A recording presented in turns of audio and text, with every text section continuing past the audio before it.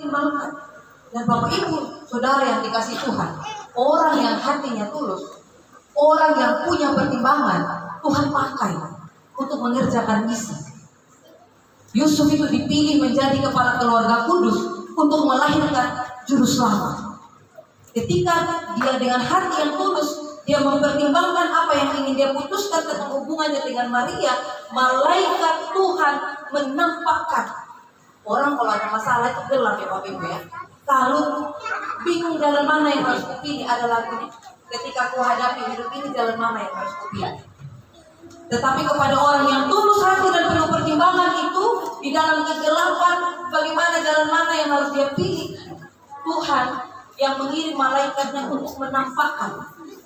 Dalam kondisi yang sulit melihat segala sesuatu, Tuhan yang berinisiatif datang menampakkan maksudnya melalui malaikat yang diutus oleh. Dan seterusnya. Akhirnya Yusuf membawakan begini dan begitu dan seterusnya. Bapak Ibu sudah hafal itu. Tapi satu yang pertama yang mau kita refleksikan, mau kita renungkan dari Yusuf adalah Bapak Ibu, waktu sebelum menikah kemarin, Bapak Ibu saya pikir sudah berpikir matang ya. Saya merasa saya sudah dewasa, saya ingin menikah. Dan seharusnya orang yang sudah dewasa dan memutuskan menikah, dalam pernikahannya itu harus matang. Kalau saya belum menikah, kalau ditanya sama majelis, tunggu dulu siapa tahu ada yang lebih ganteng. Kayak gitu ya. Tapi itu bercanda Bapak Ibu. Yang paling penting yang saya tahu betul adalah pernikahan itu kadang-kadang menjadi saluran luka. Lukanya Bapak Ibu adalah sebuah tema yang ingin meneguhkan saya dan Bapak Ibu betapa pentingnya mendidik diri sendiri sebelum mengambil keputusan. Betapa pentingnya mendidik dan membesarkan anak kita dalam ketulusan, dalam penuh pertimbangan yang kita praktekkan, bukan yang kita omongkan. Supaya apa? Supaya keluarga kita, supaya anak-anak kita itu akan Tuhan pilih seperti Yusuf yang terpilih ini. Luar biasa Yusuf Bapak Ibu. Dia terpilih untuk menjadi kepala keluarga dari keluarga kudus, yang rahim istrinya akan melahirkan firman yang menjadi manusia untuk menyelamatkan saya dan Bapak Ibu. Berbicara tentang Kristus. Jadi sekarang kita mau berbicara tentang Kristus dan keselamatan. Bapak Ibu dan Saudara yang dikasih Tuhan, saya mau kasih hadiah. Siapa di sini, suami istri dulu ya. Siapa di sini yang kalau ada masalah, entah dia salah, entah dia benar, dia yang minta maaf duluan? Angkat tangan. Ya, saya kasih hadiah. Ini gantungan kunci dibuat sama anaknya Pendeta Bandar Jaya. Nah, saya kasih hadiah. Bapak siapa namanya Pak? Bapak Lukas dari Wah, terima kasih, hebat ya. Persekutuan Jaya Agung Jembrana adalah persekutuan yang luar biasa, menciptakan bapak-bapak susis. Apa susis itu? Suami sayang istri, suami takut istri. Nah, Bapak Ibu dan Saudara yang dikasih Tuhan, ini saya sekolah teologi, tapi saya nggak ketemu ini. Saya baru ketemu ini waktu saya menyusun renungan untuk bawa di rutan kelas 1 Bandar Lampung. Saya menemukan karakter Allah dalam suami-suami yang takut istri, gitu ya. Jadi Bapak Ibu, sekarang ini saya tanya ya, yang pertama kali kan Allah diumpamakan kita sebagai mempelai. Allah itu sebagai pasangan kita, gitu kan? Kita ada contoh seperti itu, sehingga ada 10 wanita bijaksana dan wanita bodoh ketika menunggu mempelai, minyak tidak disiapkan dan seterusnya. Kalau Allah itu diumpamakan sebagai mempelai pria dan kita sebagai mempelai wanita, peristiwa dosa ini siapa yang buat duluan? Siapa yang buat duluan masalah dalam hubungan Allah dan manusia? Ya? Adam dan Hawa itu siapa mereka? Manusia kan? Ya, betul. Adam dan Hawa dapat hadiah manusia. Jadi manusia yang pertama kali membuat masalah. Ini gantungan HP Pak Putri. Oh, gantungan kunci. Siapa namanya? Desi. Dari mana? Dari Tanjung Ganti. Terima kasih. Jadi ada hubungan Allah dan manusia. Yang buat masalah pertama itu adalah manusia. Tapi siapa yang lebih dahulu cari jalan keluar penyelesaian? Allah. Siapa? Mana siapa yang jawab duluan tadi? Ya. Ya, ini banyak kejadiannya. Yang cari jalan keluar terlebih dahulu adalah Allah. Betul Pak, 100. Bagaimana cara Allah mencari jalan keluar itu untuk menyelesaikan masalah dengan mempelainya? Siapa yang jawab dia dari mana? Apa Supriyono dari Wonoroto, orang Wonoroto keren, bagus PK-nya berhasil. Ya. Yang ibu-ibu yang jawab lagi sama? Ya. Dengan cara apa Allah mencari jalan keluar tadi? Datang mencari manusia. Itu siapa? Ibu Femi dari ya, Pantasan istri pendeta. Wajar juga. Karena itu kan bagian yang paling tinggi dari itu inti dari khotbah kita. Jadi Bapak Ibu, Natal ini mau berbicara tentang ada orang yang tidak bersalah. Itu Allah maksud saya. Dia yang tidak bersalah, kita yang bersalah, tapi dia yang mencari jalan keluar untuk menyelesaikan permasalahan. Jadi kalau bapak-bapak yang sering ngalah sama istri gak apa, itu karakter Allah. Ya, Allah yang salah, Allah yang datang cari jalan keluar. Jadi mana palungan itu?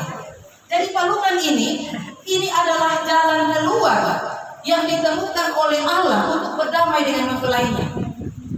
Orang sudah pakai domba, sudah pakai burung merpati, yang bawa domba dan burung merpati para imam saja berdosa, gimana mau menghapus dosa? Akhirnya orang yang Allah yang tidak bersalah itu dia mencari jalan keluar, bagaimana saya bisa berdamai dengan orang yang berbuat salah itu. Oh ya, hanya satu caranya. Apa caranya Bapak? Jawab dengan benar. Caranya adalah lewat kelahiran Yesus Kristus. Hah? Kelahiran Yesus Kristus. Ya, dengan cara ini kalau ini saya bisa jawab.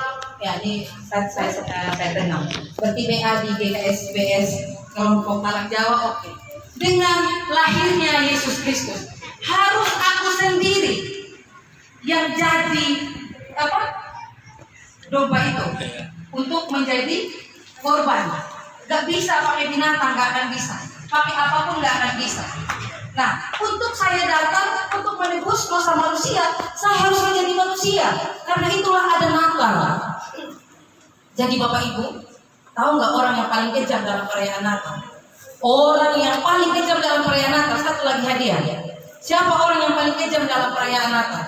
Datang ketawa-ketawa menyanyi di sini, bahkan kadang isi pujian, tapi dia apa? Titik-titik. Apa? Herodes. Tapi dia kenapa Herodes Pak? Siapa yang jawab? Pak Pendeta. Oh Pak Pendeta. Aduh bahaya ada semua. Gimana Pak Pendeta? Saya kasih aja dulu. Kasih ada dulu. Tahu nggak tahu ya? Iya. Anti Pak Pendeta. Gua Pak Pendeta saya bahaya nggak bisa pulang. Saya lewat sana soalnya. Jadi apa namanya? Iya, kenapa? Siapa yang paling jahat dalam perayaan Natal ini? Paling kejam? Apa nih tadi? Saya bisa lewat sebentar Pak. Ya. Itu Herodes itu kejam, minta ampun ya. Dia membuat orang, dia memecah belah. Jadi dia tarik orang-orang Yahudi yang bisa mohon bahasa kasarnya menjilat begitu untuk menghancurkan bangsa mereka sendiri. Jadi kata kuncinya itu konflik tidak berdamai. Artinya Bapak Ibu, orang yang paling kejam yang duduk di ruangan ini adalah orang yang datang ibadah Natal, tapi dia masih marah karena dia di pihak yang benar. Siapa di sini yang datang masih belum berdamai dengan keluarganya, saya kasih hadiah. Karena Pak Pendeta susah sekali membuat mediasi itu Pak. Apalagi kalau orang merasa benar. Temanya hanya tinggal tema, palungan hanya tinggal palungan. Ini saya sudah uraikan dari awal tadi ya. Jadi Natal ini, Bapak Ibu harusnya betul-betul kita datang ke sini, datang merayakan terima kasih Tuhan. Harga diriku terluka, tapi aku mau sama seperti kau merendahkan diri untuk berdamai walaupun aku yang diinjak oleh orang itu. Sebenarnya aku bisa lawan, aku bisa senggol bacok juga, aku juga punya kekuatan.